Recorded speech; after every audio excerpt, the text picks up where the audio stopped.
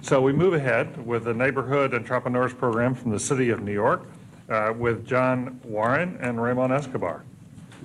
Good morning. My name is Ramon Escobar, and I am a neighborhood entrepreneur. I develop and manage residential properties in the South Bronx. Before this program, I managed other properties in the neighborhood. However, it was difficult to maintain these buildings. They were in bad conditions and banks were not lending in this area. In 1994, I applied and was selected for the Neighborhood Entrepreneurs Program with 10 other applicants of men and women of different backgrounds. I was impressed early on when I was awarded 7 buildings that were located across the street from where I grew up and my father still lives. The program really was committed to using local people. The buildings I got were in serious disrepair and home to drug dealers. To renovate the buildings, one of the first and hardest tasks I had to do was to temporarily relocate tenants.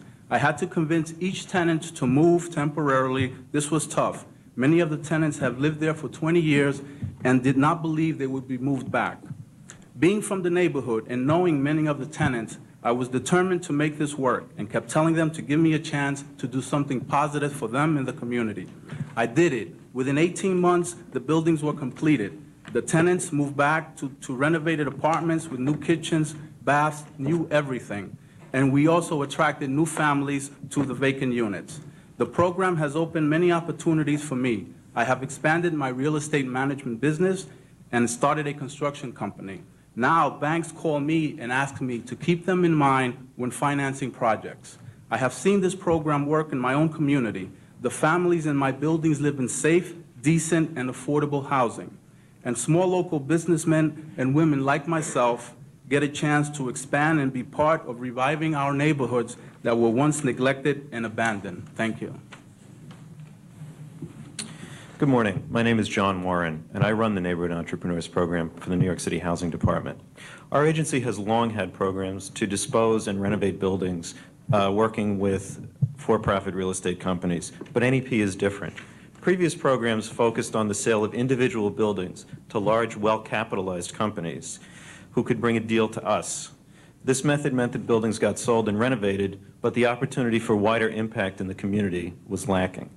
While NEP creates renovated affordable housing, the focus is on the entrepreneur, the local small property owner, the quintessential little guy, who can do more than just provide the housing. We believe local entrepreneurs with experience in property management and with neighborhood ties bring with them something more, and that is an opportunity to look beyond the bottom line and to look at community redevelopment.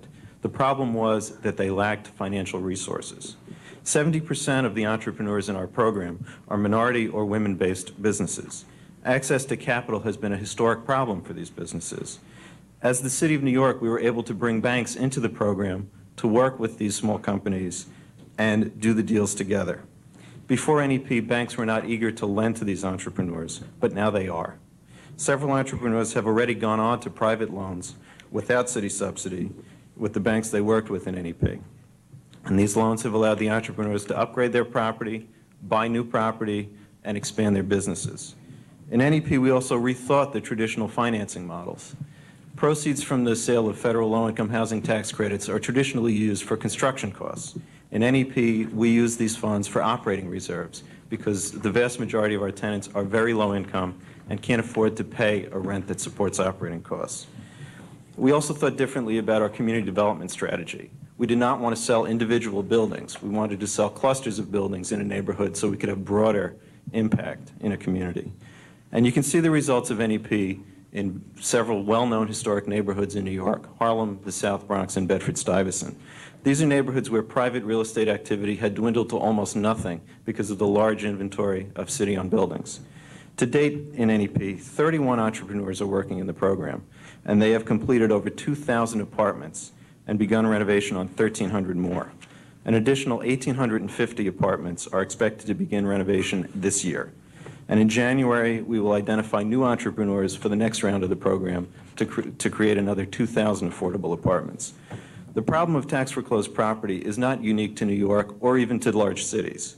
I recently attended a conference sponsored by the Local Initiative Support Corporation where we focused on tax-distressed properties in cities like Atlanta and Tampa and Baton Rouge, Louisiana. And these cities are struggling to develop strategies for these properties, and we think the Entrepreneurs Program would be a good tool for them to utilize in dealing with these kind of issues. Thank you. Thank you. Questions? Susan Schwab. If I could ask you to continue along the line that you just were addressing, namely the applicability of what you have accomplished to other jurisdictions, to other cities in particular.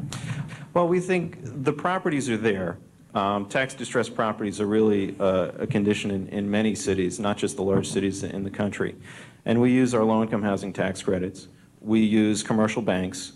We use federal home funds. So there is really a repertoire of tools for cities across the country to use to try to address these issues. And the most important thing is, of course, the entrepreneur.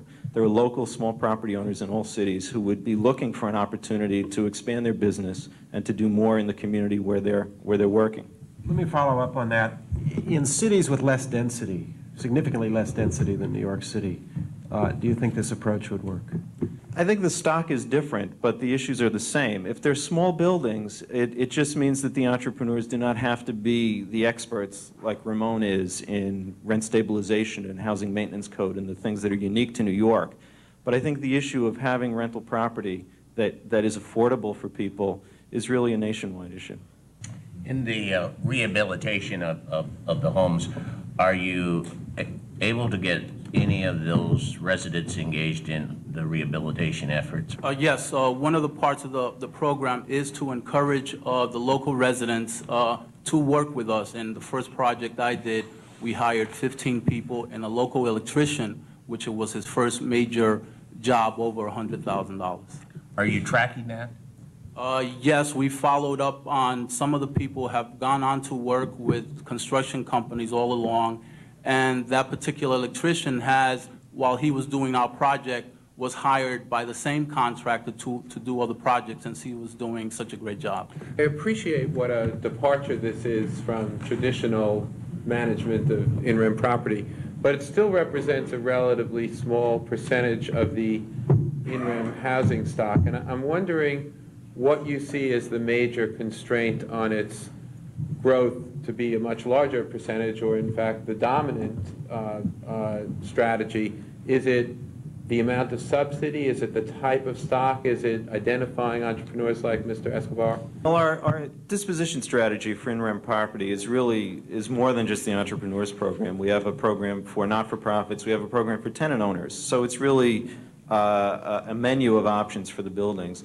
And our inventory is down 60% in the last 5 years. So ultimately, we will be out of the business of owning city-owned buildings. I think the issue for the entrepreneurs program is clearly finding more entrepreneurs. We've got 31 in the program. We would like to expand that dramatically as we move forward. But ultimately, the program will end as we're out of the stock, and they move on to private business. The financing of this is not clear to me. How much is private money and how much is public money? Well, the financing during construction is half of the money is from the bank, half of the money is from the City of New York. After construction is completed, 2/3 of the money is a city loan, is a permanent mortgage, and 1/3 is tax credit equity from the sale of low-income housing tax credits. The buildings don't support private debt because the tenants who are there are very, very poor. In rough figures, it'd be half and half, half public money, half private money? More like 2/3 public, 1/3 private. 2/3 public. Just to follow, and the way then you get the private entrepreneurs to come in is because it's in effect heavily subsidized up front, and they come in with very low cost questions, but then they in effect manage it for a small profit. That's right. What do you see as the long-term sustainability of the program, especially in terms of maintaining the units once they've been rehabilitated? Well, we put a tremendous amount of effort not only in selecting entrepreneurs to make sure they are able to manage property effectively, even though they are not well capitalized, but in assuring that the renovation done is very high quality and will last for 30 years or more. The funds are there to make sure the properties are well maintained with operating reserves and capital replacement reserves. And the issue is really making sure that the entrepreneurs have the support to go forward. And we think that's there with our partners, which are the Local Initiative Support Corporation, the Enterprise Foundation, who oversee our tax credit equity, and the New York City Housing Partnership, who is our partner in putting this program. You have a limit on how much the entrepreneurs can profit from each building, I believe. Why, and isn't that a constraint on the? Well, the program is not about profit-making for the entrepreneur as such. It's a heavily subsidized program because of the nature of the property that we have. It's about creating an opportunity for them to go on to private business. So yes, there is a constraint on the profit they make, but that is because we expect this to be a platform for their future development. Also, there's a 15-year commitment, so we're almost guaranteed that if we maintain the properties, we'll be working with these properties for 15 years. Gentlemen, thank you.